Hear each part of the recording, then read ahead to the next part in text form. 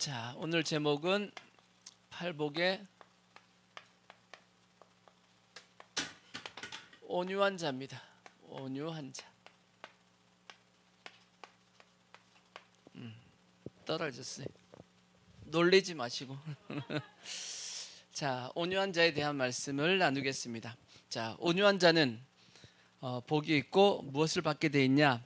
땅을 기업으로 받는다라고 되어 있습니다. 그러니까 땅의 축복도 받는 것이 누가 받느냐? 온유한 자가 받는다라고 말씀했습니다. 시편에도 보면 이와 같은 말씀이 기록되어 있어요. 시편 37편 11절을 한번 보시면 시편 37편 11절 보면 그렇게 되어 있어요. 자, 그러나 온유한 자들은 뭘 차지하며 땅을 차지하며 풍성한 화평으로 즐거워하리로다, 그렇게 되어 있습니다. 온유한 자가 땅을 차지하게 되어 있다. 이 땅에서의 축복을 누가 받는다고요? 온유한 자가 받는다라고 그렇게 되어 있습니다. 또 성경에 보면 예수님도 자기 자신을 소개할 때 나는 마음이 온유하고 겸손하다라고 말씀했어요. 다 나중에 이제 말씀을 할 텐데 예수님도 자신을 뭐하다라고 말씀했냐면 온유하다라고 말씀했어요. 그래서 사람과의 관계에서는 반드시 뭐가 필요하냐면 온유함이 필요합니다. 특히 누구에게 온유함이 제일 필요하냐면 목회자에게 제일 필요한 게 온유함이고, 그 다음에 사람을 이끄는 사람을 이끄는 인도자에게 반드시 필요한 것이 온유다라고 성경이 그렇게 말씀합니다. 제가 몇 가지의 말씀을 한번 볼 테니까 한번 보십시오. 고린도전서 4장 21절을 보시면, 고린도전서 4장 21절 보시면, 자, 너희가 무엇을 원하느냐? 내가 매를 가지고 너희에게 나아가랴?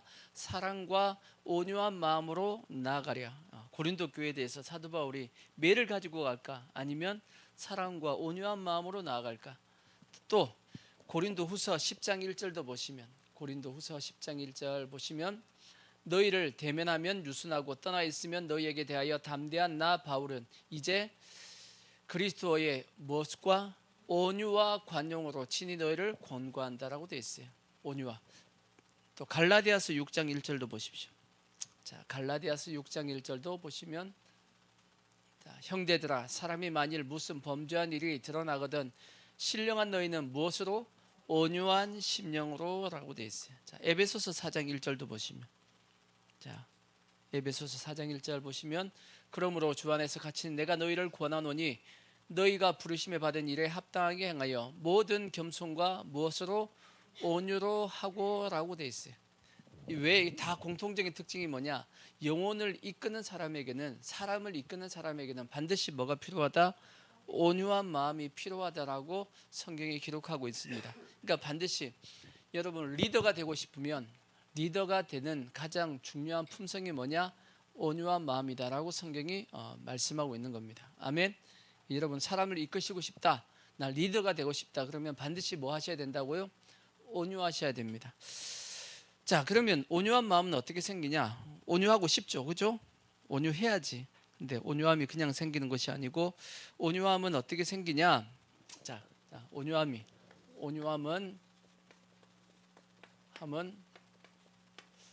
어떻게 생기냐? 팔복의 원리를 말씀했죠. 팔복의 원리가 뭐냐? 앞에 것이 뒤에 것을 만든다고 말씀했어요. 심령이 가난한 자는 그 다음에 뭐 하게 되어 있냐? 애통하게 되어 있습니다. 심령이 가난한 사람이 애통하게 됩니다. 그러면 애통한 자가 당연히 뭐 하게 되어 있냐? 마음이 온유하게 되어 있어. 이거는 여러분들이 어느 정도 약간 경험을 해봤을 겁니다. 뭐냐? 실컷 울고 나면 마음이 부드러워집니다. 경험해봤어요, 안 해봤어요? 해봤죠. 어떤 아픔이 있고 슬픔이 있고 또 미움도 있고 막 해가지고 마음이 막 힘들어가지고 울었단 말이에요. 막 울고 났더니 마음이 좀 어때요? 좀 후련하기도 하고 차분해지기도 하고 부드러워지는 걸 느껴져. 그런 경험이 다들 있을 겁니다. 그러듯이 애통하게 되면 자연스럽게 이어지는 것이 뭐냐면 온유함은 따라서 오게 되어 있습니다. 그것이 온유함이 우리에게 오는 과정 중에 하나고, 또 하나의 온유함이 우리에게 주어지기 위해서는 반드시 뭐가 필요하냐면 사랑이 있어야 됩니다. 사랑하는 마음이 있어야지만 뭐 하게 되어 있냐면 온유함입니다. 자, 뭐가 있어야 된다? 사랑이 있어야 돼. 다르게 얘기하면 이웃을 사랑할 때 그 사람이 그 이웃에 대해서 온유한 마음을 가질 수 있는 것이고, 만약에 이웃을 사랑하지 않는다라면, 미워하는 마음이 있으면 절대 그 속에서 뭐가 나올 수 없냐면 온유함이 나올 수 없다라고 볼 수 있습니다. 그래서 성경에 지난주에도 말씀했죠. 애통하는 자가 하나님 앞에 어떻게 우리가 애통할 수 있냐, 어떻게 애통할 수 있냐라고 했을 때 제가 말씀했던 것 중에 하나가 뭐냐면 사랑하면 이웃에 대한 사랑이 생긴다라는 말씀을 한 적이 있습니다. 그러니까 내가 이웃을 사랑하고 싶은데 어떻게 그냥 사랑이 되어지냐, 사랑해야지라고 되어진 것도 아니고, 또 뭘 어떻게 이웃을 사랑할 수 있냐, 하나님에 대한 사랑을 내가 깨달으면 이웃을 당연히 어떻게 되냐면 사랑하는 마음이 자연스럽게 또 생기는 겁니다. 하나님의 사랑을 내가 받아봤더니 이웃도 자연스럽게 어떻게 되어진다고요? 사랑하게 되어지더라라는 겁니다. 그러니까 내가 이웃을 사랑해야지라고 사랑이 되는 것이 아니고, 하나님의 사랑이 내가 알다 보니까 하나님이 나를 이렇게 사랑하셨네 하니까 이웃도 어떻게 돼요? 사랑하게 되어진다라고 성경이 말씀하고 있는 겁니다. 자, 그것도 한번 보자고. 요한일서 4장 7절을 보시면, 요한일서 4장 7절 보시면, 사랑하는 자들아 우리가 서로 사랑하자. 사랑은 하나님께 속한 것이니 사랑하는 자마다 하나님으로부터 나서 하나님을 알고, 사랑하지 아니하는 자는 하나님을 알지 못하나니. 그렇죠? 사랑하지 아니하는 자는 뭘 몰라서, 하나님을 모르니까 뭐가 안 된다라는 거죠. 사랑을 모른다라는 겁니다. 왜냐? 하나님은 무엇이기 때문에? 하나님은 사랑이시기 때문입니다. 하나님의 사랑이 우리에게 이렇게 나타난 바 되었으니, 하나님의 사랑이 우리가 어떻게 알 수 있냐? 하나님이 자기의 독생자를 세상에 보내심은 그로 말미암아 우리를 살리려 하심이라. 그러니까 하나님이 우리를 사랑하셨다는 건 뭘로 증명이 됐다는 거죠? 예수님께서 이 땅에 오셔가지고 우리 죄를 위해서 대신하여 죽었던 것, 이걸 통해서 우리가 하나님의 사랑을 뭐했다? 확인하게 되었다는 겁니다. 그것이 하나님의 사랑을 증명한 겁니다. 누가? 예수님이 하나님의 사랑을 증명하신 분입니다. 아멘. 그래서 사랑은 여기 있으니 우리가 하나님을 사랑한 것이 아니고 하나님이 우리를 사랑하사 우리 죄를 속하기 위하여 화목제물로 그 아들을 보내셨음이라. 사랑하는 자들아 하나님이 이같이 우리를 사랑하셨은즉 우리도 서로 사랑하는 것이 뭐하다? 마땅하다라고 말씀했어요. 그러니까 우리가 이웃을 사랑하는 것 대단한 것이 아니고, 하나님의 사랑을 아는 사람이라면 이웃을 사랑하는 것은 뭐한 거다? 마땅한 거다라고 말씀했어요. 그러니까 우리가 이웃을 사랑하는 것은 대단한 일을 하는 것이 아니고 그 자체가 뭐하는 거다? 마땅하다라는 것을 알고, 우리가 그래서 당연히 이웃을 뭐 해야 되냐? 사랑해야 됩니다. 아멘. 그래서 사랑은 이 사랑을 통해서 뭐가 생기냐면 온유함이 생긴다라고 성경이 그렇게 말씀을 하고 있는데, 반대로 성경은 온유하지 못하면 나타나는 현상이 있다라고 말씀했어. 이런 현상은 온유하지 못하기 때문에, 또 다르게 얘기하면 이웃을 사랑하지 않기 때문에 나타나는 현상이 있습니다. 그게 뭐냐? 디도서 3장에 보시면, 디도서 3장 2절에 보시면 온유하지 못하기 때문에, 사랑하지 않기 때문에 나타나는 현상입니다. 뭐냐? 아무도 비방하지 말며 다투지 말며 관용하며 범사에 온유함을 모든 사람에게 나타낼 것을 기억하라, 그렇게 말씀했어요. 온유함을 나타내야 되는데 온유하지 못하고 이렇게 하면 이건 온유함이 아닌 거다라고 말씀한 겁니다. 다르게 얘기하면 저 보면 아무도 뭐하지 말며 비방하지 말며, 비방이 뭔가요? 다른 사람을 정죄하고 심판하고 너 이거 잘못했어, 이거는 그냥 책망하는 그런 거, 너 잘못된 것을 알려주는 개념이 아닙니다. 비방이라는 개념 자체는 상대방을 뭐하기 위함이냐면 죽이기 위해서, 심판하기 위해서 정죄하는 겁니다. 온유한 사람은 그렇게 한다 안 한다? 그렇게 하지 않는다라는 겁니다. 그러니까 절대 상대방을 죽이기 위한 우리가 비방은 해서는 안 됩니다. 그 다음에 또 다투지 말며. 왜 다투나요? 내 주장, 내 말만 옳다라고 생각하고 상대방의 얘기는 안 듣겠다라는 겁니다. 그래서 뭐 하는 거죠? 다투는 겁니다. 사람들도 보십시오. 다툴 때 왜 다투죠? 상대방의 얘기 안 듣습니다. 자기 주장만 하기 때문이에요.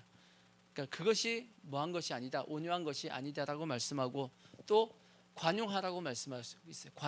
관용이 뭐죠? 그 사람을 용서하고 그 다음에 그 사람의 잘못에 대해서 어느 정도 포용하는 그러한 모습이 관용입니다. 그래서 우리는 뭐가 필요하냐? 누구의 잘못에 대해서, 실수에 대해서 용서도 하고 또 이렇게 용납도 하고 품을 수 있는 그러한 모습도 가져야 됩니다. 그것이 온유함의 어떤 모습이 되어지는 겁니다. 왜냐? 우리도 잘못을 해요, 안 해요? 여러분 잘못하죠? 실수해요, 안 해요?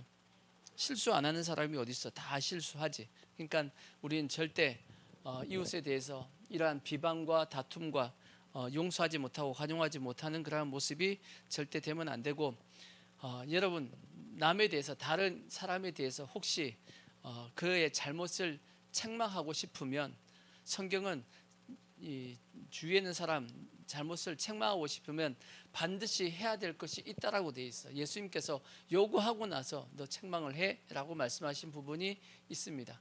그게 뭐냐? 우리가 잘 아는 마태복음 7장 1절입니다. 마태복음 7장 1절에 보면 요구하시고 하셔야 돼. 비판을 받지 아니하라거든 뭐 하지 말라?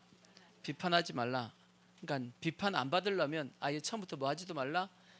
비판하지 말라고 말씀했고, 비판하고 싶으면 이렇게 하십시오. 너희가 비판하는 그 비판으로 너희가 비판을 받을 것이요, 너희가 헤아리는 그 헤아림으로 너희가 헤아림을 받을 것이라. 어찌하여 형제의 눈 속에 있는 뭘 보고, 티는 보고 너희의 눈 속에 있는 들보는 깨닫지 못한.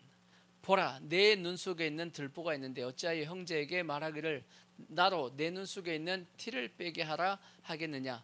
외식하는 자여. 먼저 뭐부터 해야 되죠? 너의 눈 속에 있는 들보를 뭐 해야? 빼야 됩니다. 빼고 나서 그 다음에 뭐 해야 되냐? 그 후에야 밝히 보고 형제의 눈 속에 있는 뭘 빼야죠? 티를 빼라고 말씀했어. 세상 말로, 요즘 유행하는 말로 내로남불하지 말라는 겁니다. 내가 하면 뭐고? 로맨스고, 남이 하면 뭘요? 불륜이에요? 아니요. 내가 해도 불륜이고 남이 해도 불륜이야. 근데 자기에게 대해서는 잣대를 아주 좋게 대해주고 다른 사람에 대해서는 아주 그냥 철두철미하게 잣대를 대지 말라는 겁니다. 먼저 누구에게 먼저부터? 자기에게부터 먼저 잣대를 정확하게 대고 나서 자기의 잘못을 깨닫고 나서 그 이후에야 다른 사람에게 그 잣대를 가지고 될 수 있다라고 말씀하고 있어요. 그러니까 우리가 남을 비판하든지 정죄하든지 그래서 예수님은 될 수 있으면 하지 말라는 겁니다.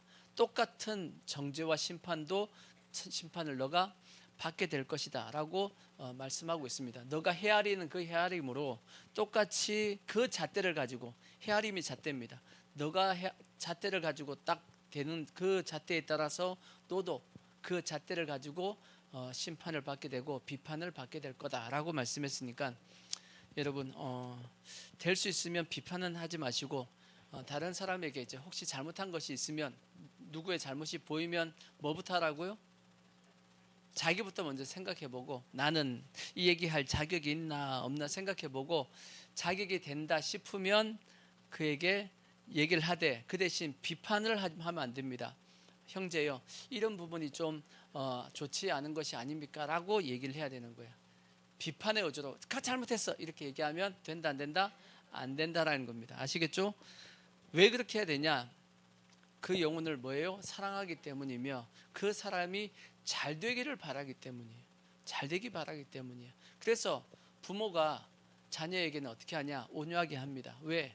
자녀가 뭐 되기 원하니까, 잘 되기를 원하니까. 부모가 자녀가 잘못한 행동을 한다 할지라도 우리가 부모가 자녀 잘못할 때 그냥 처음부터 막 매를 대고 때리지 않잖아. 어떻게 되는지 어떻게 해요? 잘 어떻게 말로 다스려보고 그를 변화시켜 보려고 하다가 어쩔 수 없이 뭘 되는 거죠? 매를 댈 때는 최종 단계입니다. 최종 단계야. 그죠? 어쩔 수 없이 매를 대는 거지. 아멘. 처음부터 매를 대고 달려들면 안 돼. 그러면 아이들이 빗나간단 말이에요. 하여튼 이러한 어떤 온유함은 어디서부터 나온다라고 말씀하고 있냐? 성경은 사랑에서부터 나온다라고 되어 있고, 또 하나 성경은 온유함은 어디서부터 나온다라고 말씀하냐? 이게 성경에 보면 성령 충만을 통해서 나온다고 됐어요. 뭘 통해서? 성령 충만을 통해서 나온대요. 온유함은. 성령 충만한 사람은 뭐하다? 온유하다라고 되어 있어. 예, 갈라디아서 5장 22절을 보시면 성령의 열매가 나와 있잖아. 갈라디아서 5장 22절 보면 오직 성령의 열매는 사랑과 희락과 화평과 오래 참음과 자비와 양성과 충성과 그 다음에 온유와 절제니 이와 같은 것을 뭐 할 법이 없다? 금지할 법이 없다. 금지할 법이 없다라는 것은 반드시 성령 충만하면 뭐 하게 된다고요? 반드시 온유함은 나오게 돼 있다 그 뜻입니다. 금지할 법이 없다라는 것은 성령 충만하면 자연스럽게 이 열매는 뭐 하게 되어진다? 맺히게 돼 있다라고 그렇게 되어 있는 겁니다. 아멘. 그래서 성령 충만하면 무엇이 부어지냐면 하나님의 마음이 우리에게 부음바 된다라고 되어 있어. 성령 충만하면 뭐가 부어진다고요? 하나님의 마음이 내 마음에 부어지는 게 성령 충만이야. 자, 성경에 보시면 로마서 5장 5절을 보십시오. 로마서 5장 5절에 보면 그렇게 되어 있어요. 자, 소망이 우리에게 부끄럽게 하지 아니하면 우리에게 주신 뭘 통해서 성령으로 말미암아 뭐가 하나님의 사랑이 우리 마음에 뭐가 돼요? 부음바 됐어. 하나님의 사랑이 우리의 마음 가운데 확 부어지게 되고 하나님의 성품이 우리에게 부어지는 겁니다. 그러니까 그 마음이 부어지니까 어떻게 되어지냐 보십시오. 우리가 아직 연약할 때 기약대로 그리스도께서 경건하지 않은 자를 위하여 죽으셨도다. 예수님께서 우리가 연약함에도 불구하고 우리를 위해서 뭐 해주셨어요? 죽어주셨습니다. 왜? 예수님은 성령에 충만하셨기 때문에. 그 다음에 또 8절 우리가 아직 뭐 했을 때? 죄인 되었을 때. 그 뒤에 보면 우리가 뭐 했을 때?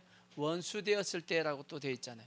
예수님께서 우리를 위해서 십자가에 죽어주신 것은 예수님은 성령 충만하셨죠. 하나님의 마음이 예수님의 마음이었기 때문에. 아멘. 이와 마찬가지로 성령에 충만하면 뭐가 부어진다고요? 하나님의 마음이 어디에 부어지냐? 우리의 심령 가운데 부어지게 되어 있습니다. 당연히 하나님의 마음이 우리 마음에 부어지면 우리의 마음이 누굴 닮아가야 되죠? 하나님의 마음, 하나님의 성품을 담게 되어 있는 겁니다. 그래서 예수님이 나는 마음이 온유하다 그랬으니까 당연히 우리의 마음도 뭐가 되어지죠?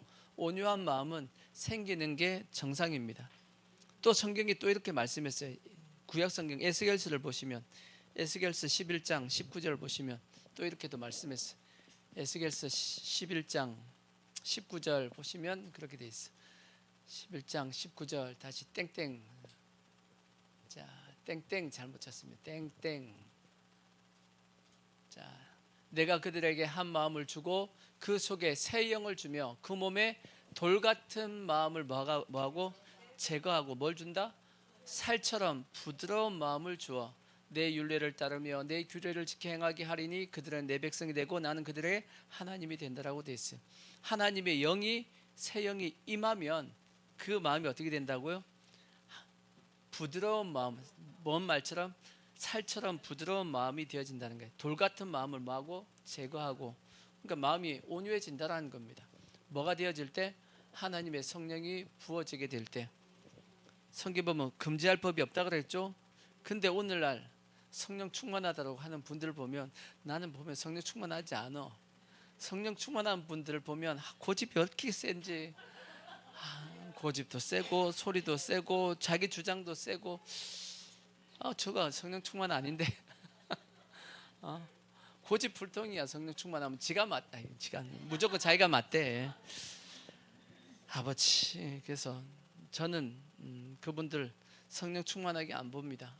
아직까지 뭐하구나, 저분이 스스로가 자기에게 속고 있는 거예요. 성령 세례는 부어질 수 있어요. 성령 세례는 부어져서 자기가 성령 세례를 받고 은사가 나타나고 그거는 할 수 있습니다. 할 수 있지만 아직까지 뭐가 변화된 건 아니냐면 심령이 변화된 거 아니야. 그거는 심령이 변화돼야 될 부분인데 아직까지 그까지 안 갔는데도 불구하고 자기가 성령 세례 받고 따따따 뚜뚜뚜 하고 막 이렇게 방언도 하고 은사가 나타나고 하니까 마치 자기가 되어진 것처럼 착각하는 겁니다. 여러분, 은사는 절대 신앙의 수준하고는 상관이 없습니다. 신앙에 성숙했다라고 하는 거하고 내가 은사를 받았다는 거는 관계가 없어요. 왜냐? 사도 바울이 그렇게 말씀했어. 고린도 교회에 보면 은사가 엄청나게 많이 나타났죠. 성경에 가장 많은 은사에 대해서 기록되어 있는 것이 고린도 교회입니다. 근데 사도 바울이 고린도 교회에다가 뭐라고 말씀했죠? 아직 너희들이 영에 속한 사람 아니야. 여전히 너희는 어디에 속해 있다? 육신에 속해 있고 어린아이야. 신앙은 보면. 그래서 아직까지 나는 너희들에게 밥을 먹일 수가 없어. 딱딱한 밥을 먹일 수 없고 뭐밖에 못 먹이냐? 젖밖에 못 먹여. 애기들한테 주는 젖밖에 못 먹인다라고 사도 바울이 고린도 성도들에게 말씀했습니다. 근데 그 고린도 교회 보면 성령의 은사가 엄청나게 나타났어요. 근데도 불구하고 아직 여전히 신앙은 어리다라고 말씀한 거예요. 그러니까 성령 세례 받았다라고 해서 성숙한 거 아닙니다. 그러니까 절대 성령 진짜 성령 충만해서 성령의 열매가 맺은 사람은 그 심령이 어떻다라고요? 온유한 심령으로 부드러운 심령으로 바뀝니다. 이것을 금지할 법이 있다 없다? 없다라고 되어 있어. 그렇게 되어지게끔 되어 있는 겁니다. 그러니까 여러분 진짜 성령 충만하셔야 돼. 속지 마시고 진짜 성령 충만함이 꼭 되어지길 부탁의 말씀을 드리고, 온유함은 이러한 모습 속에서 이제 나타난다라고 말씀했는데, 그러면 성경이 말씀하고 있는 온유함은 뭐냐? 자, 성경이 말씀하는 하는 온유함. 우리가 생각하는 온유함하고 좀 틀려요. 온유함은 무엇이냐? 또 하나, 온유한 자가 뭘 차지한다고 돼 있죠? 왜 온유한 자가 한 자가 땅을 기업으로 받을까?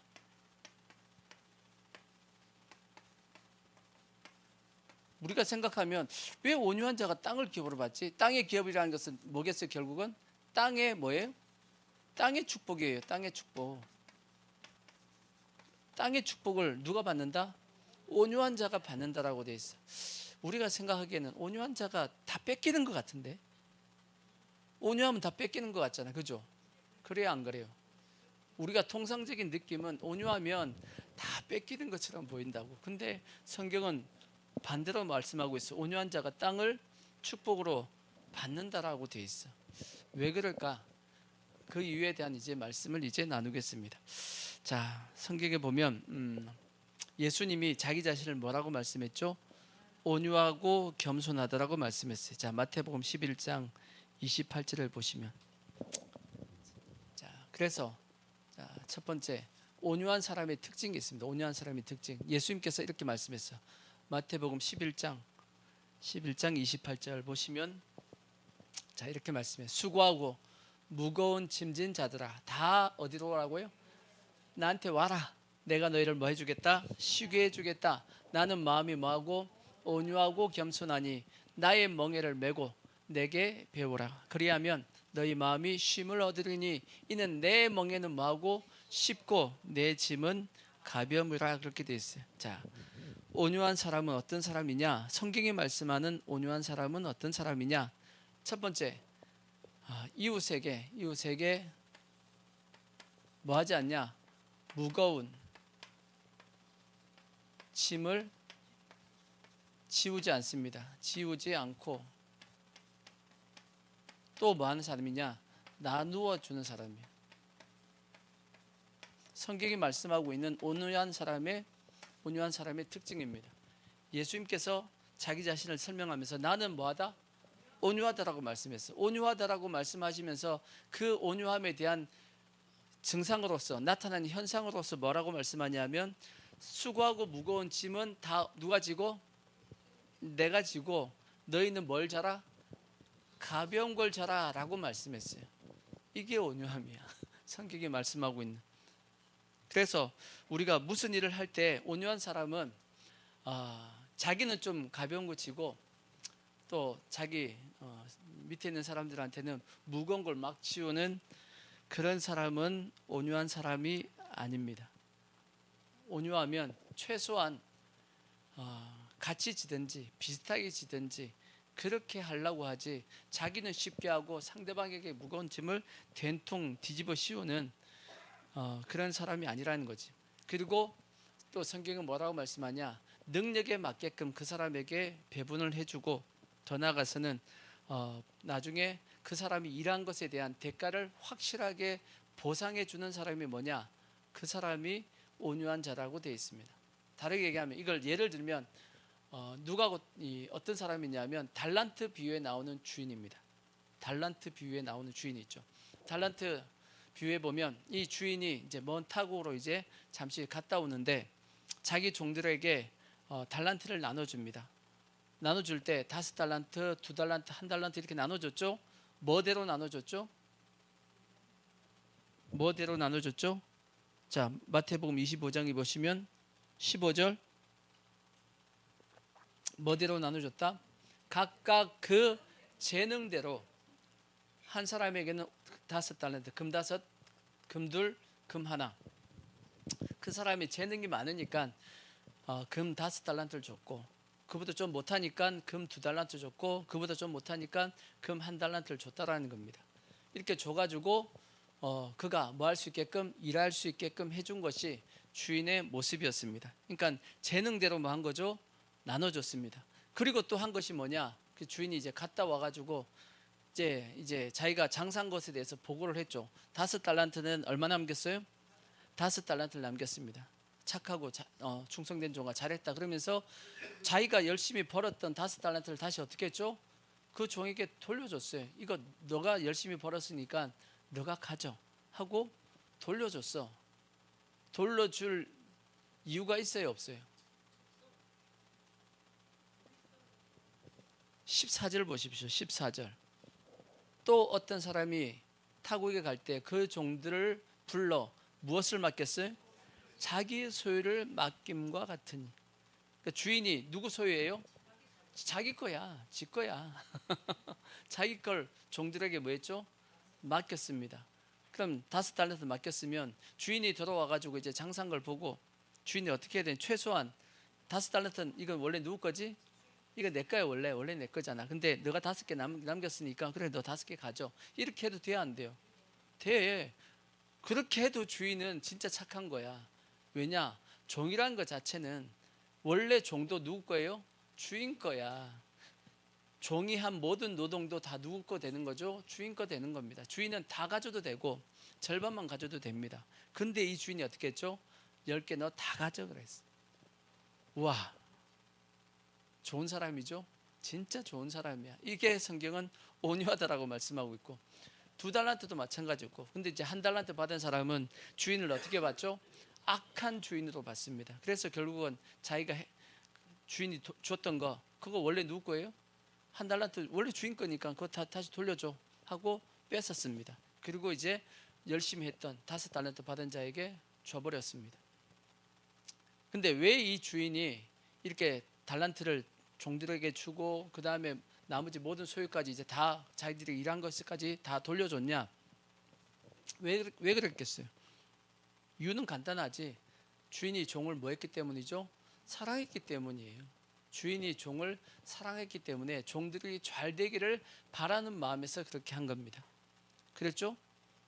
이 또 비슷한 내용의 말씀이 또 있습니다. 그게 뭐냐면 포도원의 품꾼의 비유입니다. 어떤 포도원 주인이 있었는데 이제 포도원에 이제 품꾼을 쓰려고 이제 아침 일찍 시장에 나갔습니다. 그래서 아침 일찍 이제 아침 6시에 일꾼을 데리고 들어가서 일을 시켰습니다. 하루에 얼마 주겠다? 1데나리온 주겠다라고 품삯을 정하고 일을 시켰습니다. 그러고 나서 9시쯤에 나가봤어요. 그랬더니 일 안 하고 있는 사람이 있어서 또 데리고 들어가서 일을 시켰습니다. 12시에 나갔더니 또 있어. 데리고 들어가서 일 시켰습니다. 오후 3시에 갔어. 또 데리고 들어갔습니다. 근데 이제 마지막 오후 다시 5시에 또 가봤어. 근데 또 보니까 일 없이 놀고 있는 사람이 있어요. 데리고 들어갔습니다. 그러고 나서 6시가 됐어. 이제 하루 일당을 주기 시작합니다. 누구부터 줬냐? 맨 마지막에 온 사람부터 줬어요. 1시간도 이제 어떻게 보면 일 안 한 사람이죠. 1시간 일 안 한 사람인데도 불구하고 얼마를 줬냐? 하루 일당을 다 줬습니다. 그랬더니 아침 일찍 와가지고 일했던 사람들이 이제 기대가 잔뜩 이제 부풀 올랐죠. 왜? 1시간 일했는데 하루 품삯을 다 받았으니까 자기는 하루 종일 일했으니까 얼마 주겠다? 더 주겠지, 많이 주겠지라고 생각하고 딱 받아봤더니 얼마 받았어요? 1데나리온 받은 거야. 기분이 나빠. 근데 주인이 잘못한 거 있어요, 없어요? 주인이 잘못한 건 없어. 주인은 분명히 약속을 했어, 안 했어요? 약속했어. 1데나리온 주기로 약속을 했어. 주인이 한 것은 뭐냐? 선한 행동을 했단 말이에요. 선한 행동을. 무슨 선한 행동을 했냐? 이 마지막 1시간 일했던 이 사람들이 그 1시간 일한 거 그거 가지고 집에 가면 자식들하고 처자식을 먹일 수가 없다고. 그러니까 주인은 어떤 마음을 가졌냐? 불쌍한 마음을 가지고 그들에게 어떻게 보면 은혜를 베푼 겁니다. 그죠? 근데 맨 먼저 온 사람은 기분이 나빠요, 좋아요? 기분이 나빠. 우리 같아도 기분이 좀 나쁘겠지? 기분이 좀 나빠요, 좋아요? 이런 거 비슷하게 뭘 보면 알 수 있냐면, 운전하는 사람들 같은 거 운전할 때 보면 우리가 길을 잘 모르는데 가다 보면 저기 빠져야 되는데 길을 모르고 쭉 가다 보면 길을 빠져야 되는데 이게 그래서 급하게 차선을 이게 쫙 밀렸는데도 불구하고 막 비집고 들어갈 때가 있어요, 없어요? 있다고. 이게 그러니까 비집고 들어갈 때 우리 들어간다고 그러면서 깜빡이 켜놓고 죄송하다고 막 하면서 들어간다고. 근데 가끔씩 우리가 이렇게 쫙 서 있는데 한참 동안 서서 이렇게 왔는데 누가 확 끼어 들어가잖아. 그럼 어떻게 하죠? 입에서 이제 막 육두 문자가 튀어나온다고.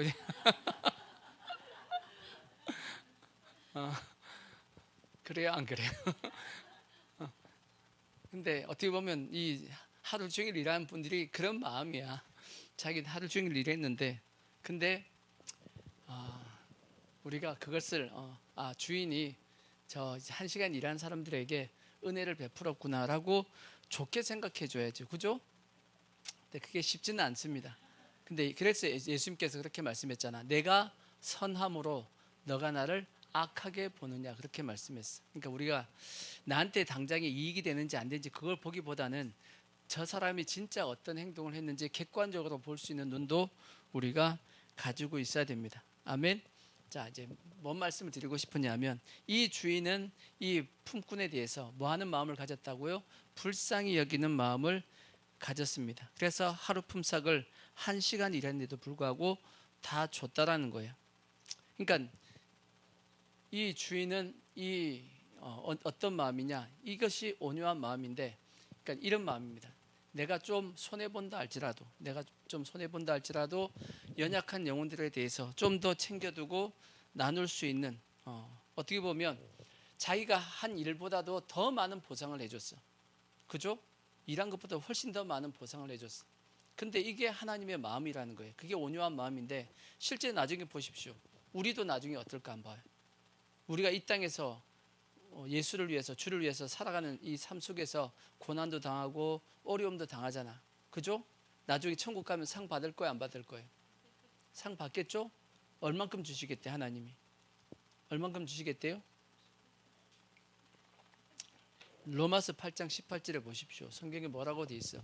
로마서 8장 18절 보면, 생각하건대 현재의 고난은 장차 우리에게 나타날 영광과 뭐 할 수 없다?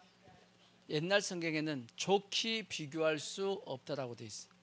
그러니까 지금 내가 고난을 당하는데, 주를 위해서 요만큼 살았는데, 나중에 천국 가서 받는 상을 보니까 얼만큼 받아요? 잔뜩 받는 거야. 좋게 비교할 수 없을 만큼의 상을 받는다라는 거지. 왜요? 주님이 어떤 마음을 가지고 있어가지고 온유한 마음을 우리에 대한 무슨 마음? 온유한 마음. 다르게 얘기하면 우리를 사랑하고 우리를 불쌍히 여기는 마음을 가지고 있었기 때문에 주님이 그렇게 우리에게 뭐 해주시겠다? 보상을 해주겠다라고 말씀한 겁니다. 또 고린도후서 4장 17절로 보시면, 고린도후서 4장 17절 보시면, 자, 이로 말미암아 내가 주 안에서, 고린도 후서 4장 17절 보시면, 자, 우리가 잠시 받는 환난에 무엇이 경한 것이, 환난에 경한 거니까 가볍죠. 가벼운 환난을 받는 것이 나중에 뭘 이루냐? 지극히 크고 영원한 영광에 중한 것, 무거운 것을 우리에게 이루게 한다라고 말씀했어요. 우리가 주를 위해서 조금 어려움을 당했는데 나중에 천국 갔더니 영광을 엄청나게 주님이 뭐 하신다? 주신다라는 거예요. 잠시 내가 환난을 당했는데 거기서는 영원한 영광을 주신다라고 말씀하고 있고, 그래서 우리는 뭐 해야 되냐? 우리가 주목하는 것은 보이는 것이 아니고 보이지 않는 것이니, 보이는 것은 뭐하지만 잠깐이지만 보이지 않는 것은 영원하다라고 말씀하고 있어요. 주님이 온유하시기 때문에 우리가 이 땅에서 조금 주를 위해서 일했는데, 조금 주를 위해서 수고하고 희생도 하고 손해도 보고 고난도 당하고 환난도 당하고 했는데 나중에 이것이 어디 갔더니 천국 갔더니 와, 내가 상상할 수 없을 만큼의 뭐가 돼 있더라? 이자가 붙어가지고 이자가 막 이자가 붙고 해가지고 상상할 수 없는 이자가 붙어가지고 나중에 천국에 뭐가 돼 있더라? 상으로서 나에게 주더라는 겁니다. 누가 그렇게 해주신다고요? 하나님이 우리에 대한 뭘 가지고 있기 때문에 온유한 마음을 가지고 있기 때문에. 그래서 이 땅 가운데도 마찬가지입니다. 이렇게 온유한 마음을 가지고 나눌 수 있는, 그러니까 자기가 가볍게 지고 너 무거운 거죠 이렇게 하지 않고 그래 우리 같이 지자라고 하든지 내가 좀 손해본다 할지라도 내 거 좀 나누자 하는 자에게는 주님이 뭐 해주시겠다? 너가 그렇게 했어? 좋아, 나도 너에게 뭐 해주겠다? 축복해 줄게, 이 땅에서 축복해 줄게 하는 게 온유함의 모습입니다. 그래서 누가복음 6장 38절이 있죠. 누가복음 6장 38절, 성경의 원리입니다. 성경의 원리. 주라, 뭐라는 거죠? 주라는 겁니다. 근데 실제적으로 이 주라가 누구한테 주라는 거냐면 그 앞에 내용을 보면 왼수에게 주라는 거예요. 누구한테 주라고요? 원수가 아니고 왼수입니다. 왼수에게 주라고 돼 있어요. 그리하면 너희에게 뭐 할 것이니? 줄 것이니. 어떻게 주냐? 곧 후히되어.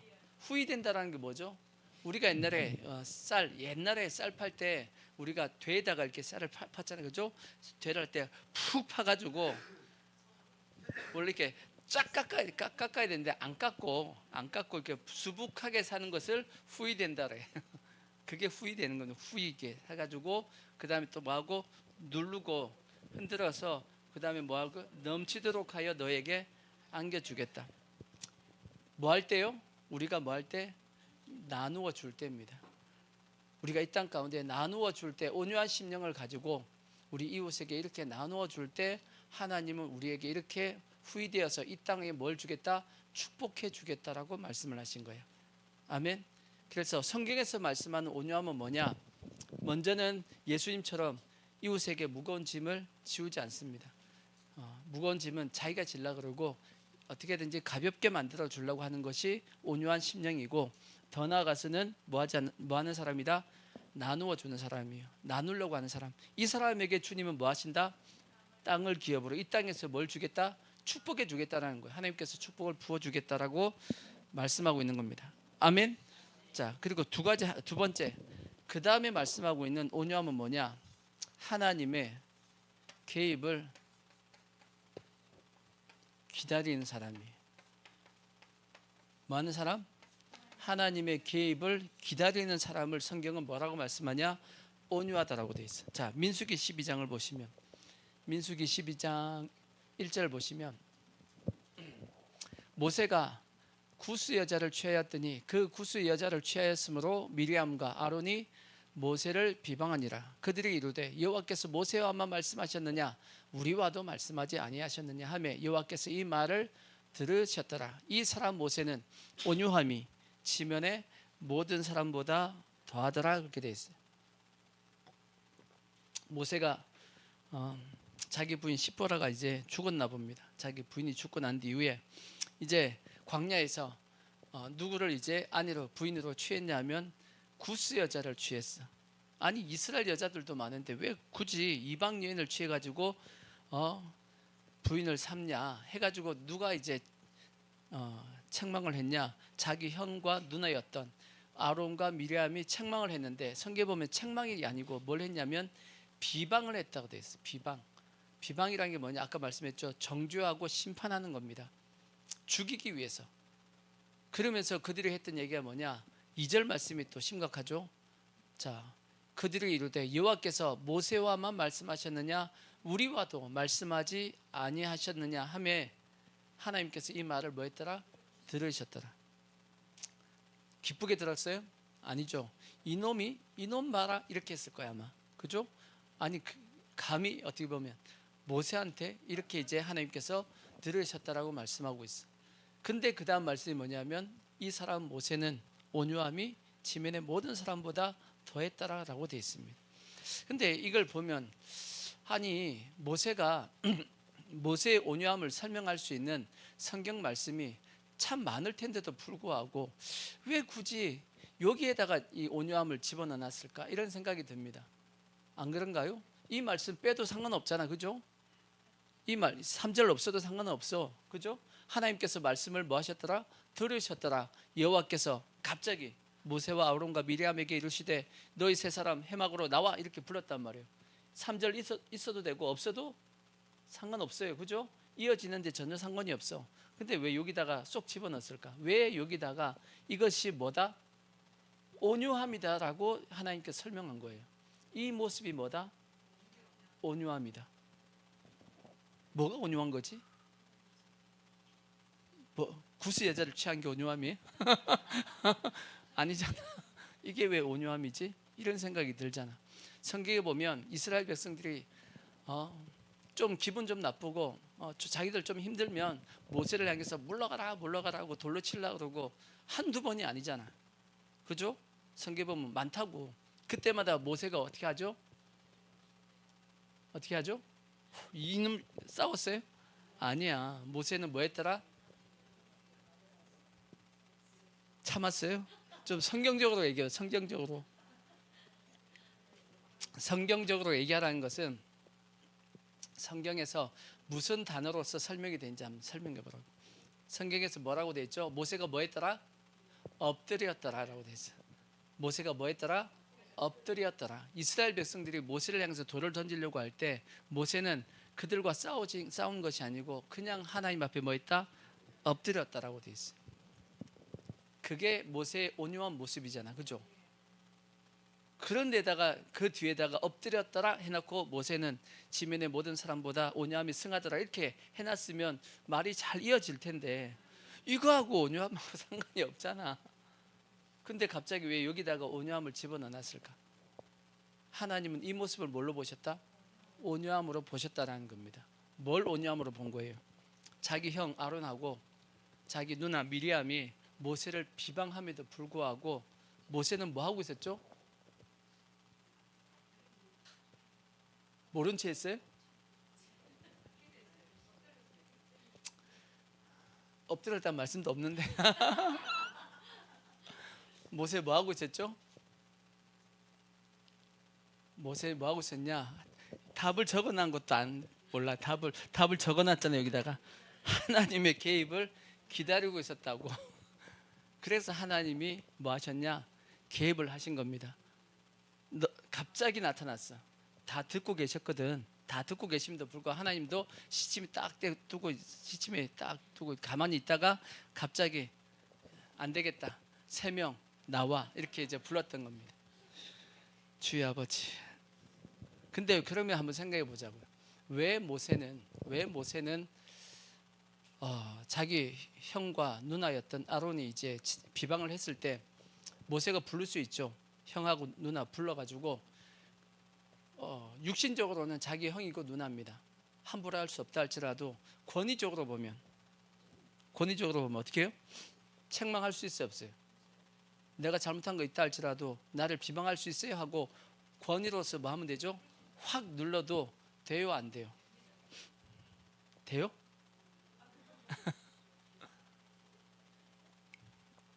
돼요, 안 돼요?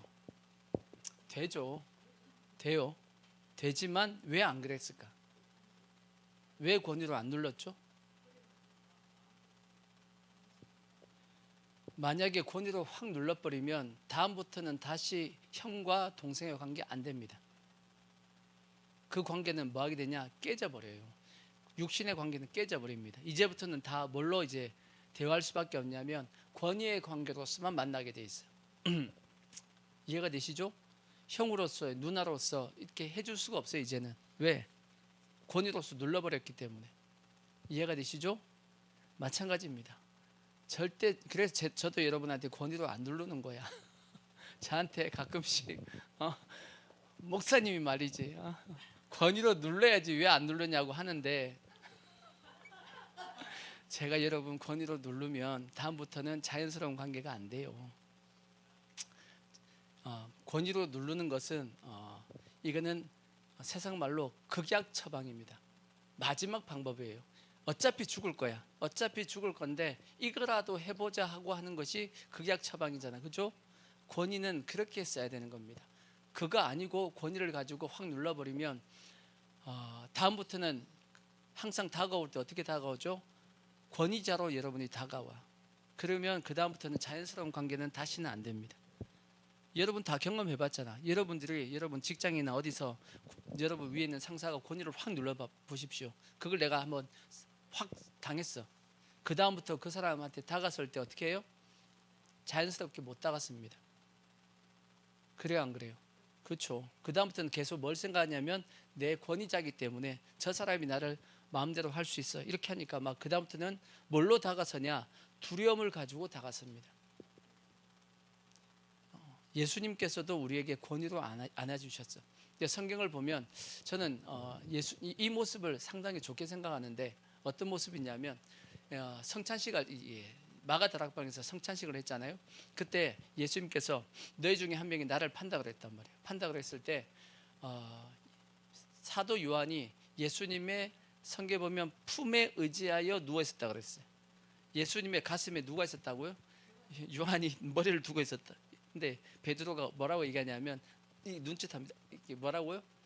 누군지 물어봐 하고 눈짓을 했다고 돼 있어. 그랬더니 요한이 이제 머리를 예수님한테 들면서 예수님한테 누구예요? 하고 물어봐. 그런 장면이 나온다고.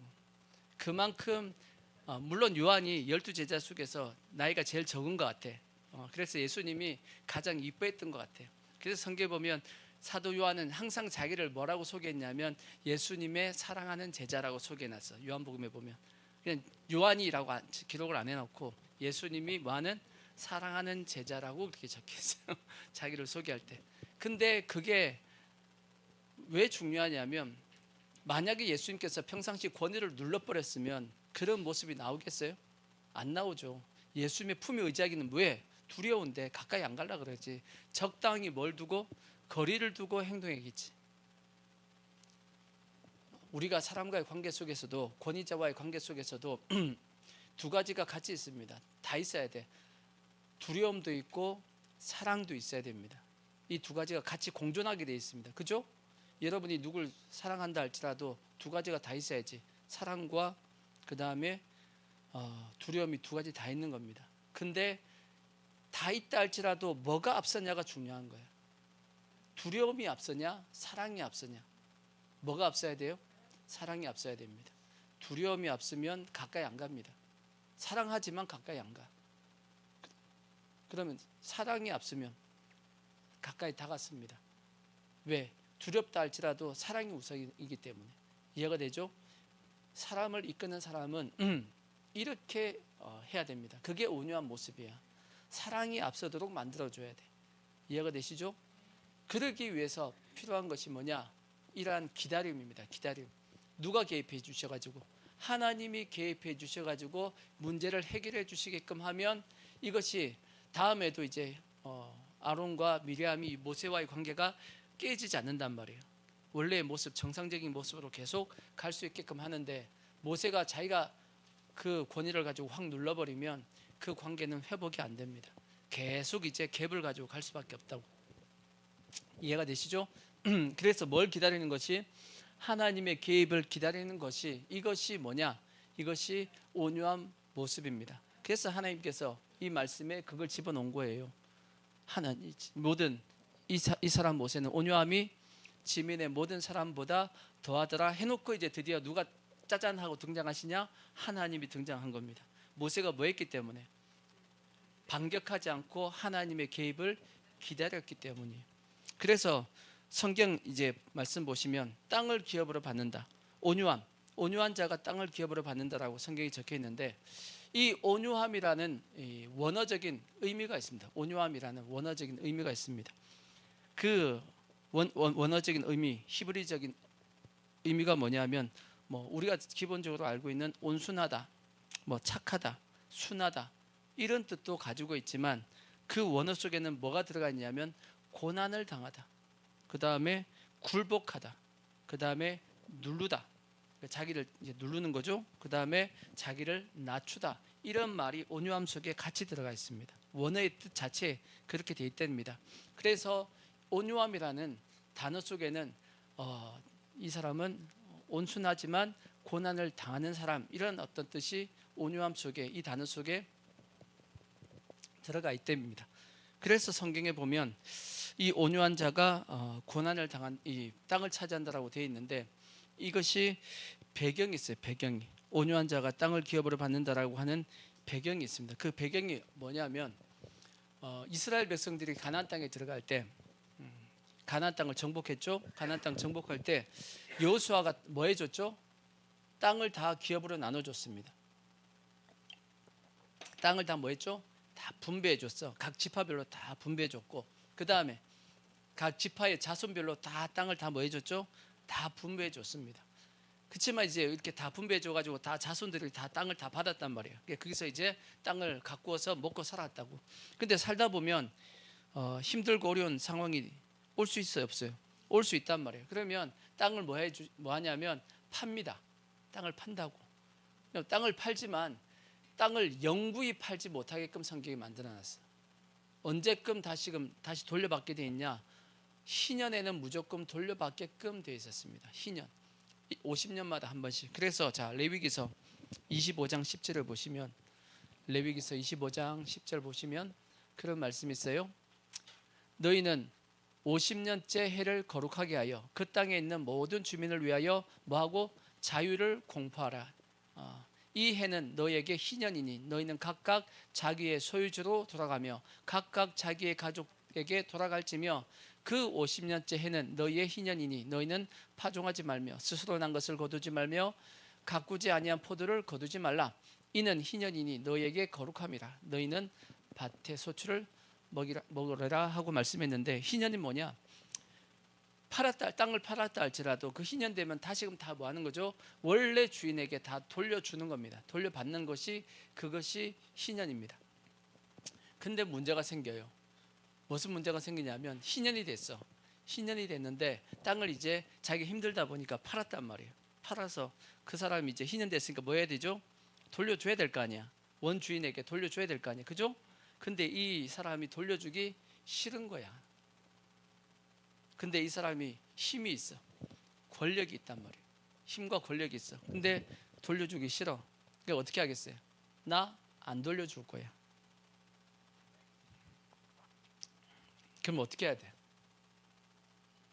안 돌려주겠다는데, 힘 있는 사람이, 권력자가 안 돌려주겠다는데 어떻게 해야 돼요? 이걸 어떻게 빼앗을 다시금 돌려받을 방법이 있어요, 없어요? 방법이 없어. 방법이 없는 거예요. 어떻게 뭐 재판관, 근데 그 사람이 재판관이야. 안 돌려주겠다는데. 자, 성경에 보면 율법에 못하게 했던 것이 있습니다. 그게 뭐냐면 경계표라고 있어요. 경계표. 자, 신명기 19장 14절에 보시면, 19장 14절 보시면, 내 하나님 여호와께서 내게 주어 차지하게 하신 땅 곧 내 소유가 된 기업의 땅에서 조상이 정한 내 이웃의 무엇을? 경계표를 옮기지 말지니라. 경계표가 뭐냐면 다 땅을 다, 우리도 이렇게 측정하죠. 측정하잖아. 다 땅이 어디가 누구 집 땅인지 다 하듯이 경계표가 다 있단 말이에요. 그것을 뭐 하지 말라고요? 옮기지 말라고. 권력이 있다고 그걸 옮긴다고. 그걸 또 다른 성경에는 뭐라고 돼 있냐면 지계석이라고 돼 있어. 자, 잠언서 22장 28절 보시면, 잠언서 22장 28절, 내 선조가 세운 내 지계석을 뭐 하지 말라? 옮기지 말지어다. 지계석이니까 뭐냐면 그 경계를 나누는 돌입니다. 돌을 뭐 하지 말라? 옮겨버리는 거야. 힘이 있다고 옮겨버리는 거지. 또 잠언서 23장 10절도 보시면, 23장 10절 보시면 옛 지계석을 뭐 하지 말며 옮기지 말며 고아들의 밭을 침범하지 말지어다. 지킬 자가 없다고, 고아들이 없다고, 권력 있는 자가 지계석을 옮겨버려가지고 이건 내 땅이야 하고 우긴다라는 거예요. 어떻게 해야 돼요? 어떻게 이걸 찾을 수가 있냐고. 또 호세아서 5장 10절도 보시면, 호세아서 5장 10절도 그런 말씀이 있어요. 자, 유다의 지도자들은 경계표를 뭐 하는 자 같으니? 옮기는 자 같으니 내가 나의 진노를 그들에게 물같이 부으리라. 그렇게 됐어요. 이 유다의 지도자들이 뭘 옮겼다고요? 경계표를, 지계석을 옮긴 거예요. 뭐 했다는 얘기냐? 백성들을 연약한 백성들을 빼앗았다라는 거지. 힘으로 뺏었다는 겁니다. 어떻게 해야 되냐고 이걸. 방법이 있어요, 없어요?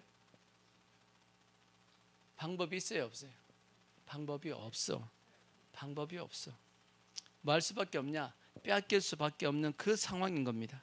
그때 등장하는 말씀이 뭐냐? 그것이 시편 37편이야. 그게 시편 37편. 자, 시편 37편을 보시면 1절부터 보시면, 그래서 이 말씀이 이 온유한 자의 배경입니다. 자, 보시면 악을 행하는 자들 때문에 뭐하지 말며 불평하지 말며 불의를 행하는 자들을 뭐하지 말지어다 시기하지 말지어다. 그들은 풀같이 속히 배임을 당할 것이며 풀은 채소같이 쇠잔할 것이미로다. 여호와를 뭐하고, 그때는 방법이 뭐냐? 여호와를 뭐하라고요? 의뢰하라는 거지. 의뢰하고 선을 행하라. 땅에 머무는 동안 그의 무엇을? 성실을 먹을거리로 삼을지어다. 그의 성실이 뭐죠? 하나님이 뭐 할 것을? 일하실 것을, 하나님께서 개입하실 것을 너희의 뭘로 삼을지어다? 먹을거리로 삼을지어다. 하나님이 지키신다라는 겁니다. 또 여호와를 뭐하라? 기뻐하라. 그가 내 마음의 소원을 너에게 이루어 주시리로다. 너의 길을 여호와께 뭐하라? 맡기라. 그를 뭐하면? 의지하면 그가 이루시고 내 의를 빛같이 나타내시며 너의 공의를 정오의 빛같이 하시리로다. 여호와 앞에서 뭐하고? 잠잠하고 참고 뭐하고? 기다리랍니다. 자기의 길이 형통하며 악한 죄를 이루는 자 때문에 뭐하지 말지어다?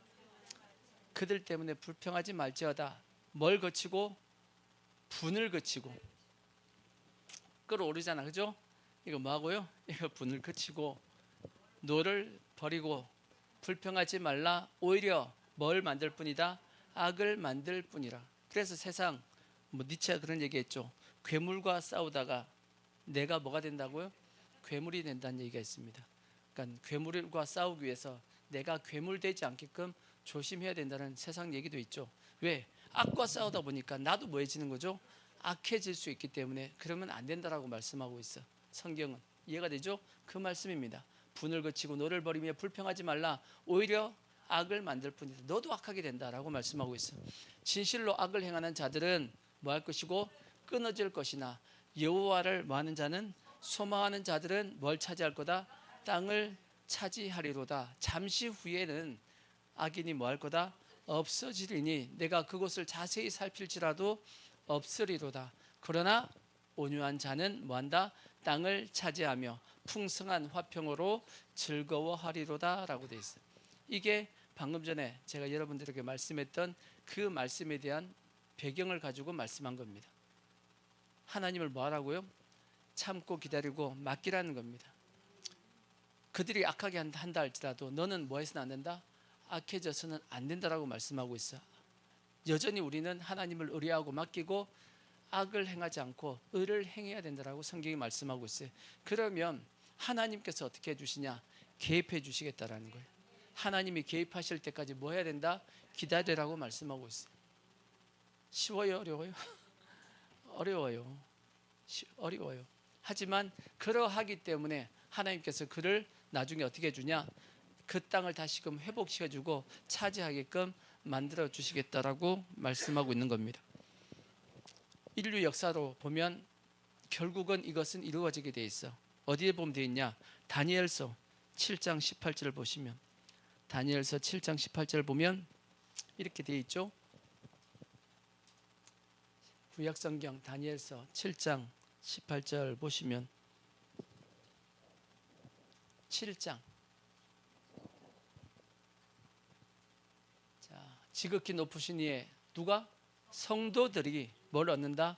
나라를 얻으리니 그 누림이 뭐하고? 영원하고 영원하고 영원하리라. 또 21절 보시면, 그 뒤에 21절, 내가 본즉 이 뿔이 성도들과 더불어 싸워 그들을 뭐했다? 세상 권세가, 이 뿔은 권세거든. 세상 권세가 누굴과 싸워서? 성도들과 싸워서 이겼습니다. 이겼다라고 되어 있어요. 그러니까 성도들이 세상 권세에게 뭘 당했다? 고통을 당했다는 겁니다. 하지만 그걸로 끝나는 것이 아니고 예적부터 항상 계신 이가 뭐해서 개입하셔가지고 와서 지극히 높으신 이에 누굴 위하여? 성도들을 위하여 원한을 풀어주셨고 때가 이르매 뭐가 하셨다? 성도가 나라를 얻었다라고 되어 있어요. 결국은 누가 나라를 얻냐? 성도들이 나라를 얻는다라고 되어 있습니다. 누가 이기냐? 성도들이 이긴다라고 되어 있습니다. 그러니까 이게 온유한 모습이에요. 하나님의 개입을 우리가 기다리고 하나님이 역사하실 것을 믿고 그들이 우리에게 악을 가지고 계속 행한다 할지라도 우리는 끝까지 뭘 가지고 선으로 대해야 됩니다. 선으로 싸워야 돼. 그래서 로마서의 말씀같이 악을 이기기 위해서 악으로 싸우는 것이 아니고 선으로 악을 이기라고 되어 있는 겁니다. 이게 성도들의 모습이야. 애국도 마찬가지죠. 그들이 악하게 한다고 해서 동일하게 악을 가지고 행해서는 안 돼. 우리 끝까지 뭘 가지고? 선을 가지고 악과 싸워야 됩니다. 그렇게 할 때 하나님께서 뭐 해주시겠다라고 말씀하냐? 이 땅의 축복도 주시겠다. 땅을 기업으로 차지하게끔 만들어 주시겠다라고 말씀하고 있는 거예요. 아멘. 이것이 성경에서 말씀하고 있는 온유함의 모습입니다. 그래서 우리가 꼭 온유하셔서 이 땅의 기업도 축복도 다 누릴 수 있길 바라고, 그래서 이와 같은 모습을 가지셔야 돼. 이웃에게 무거운 짐 지우고 자기는 편하게 하면 안 되고 자기도 같이 져야지. 그죠? 목회자도 마찬가지야. 목회자들도 자기가 같이 지고 나누어 줄 수 있는 그런 사람이 되어야 될 것이고, 또 하나님의 개입하심을 믿고 악하게 행하는 것이 아니고 끝까지 선을 따라 행함을 통해서 하나님이 뭐 하실 수 있게끔 개입해서 역사할 수 있게끔 기다릴 수 있는 그러한 우리의 모습이 되어서 하나님 앞에 온유한 자에게 주어지는 이 축복을 받을 수 있는 우리 모든 성도들 되어지기를 부탁의 말씀을 드리겠습니다. 아멘. 자, 우리 찬양하겠습니다. 내가 먼저 손 내밀지 못하고 찬양하겠습니다.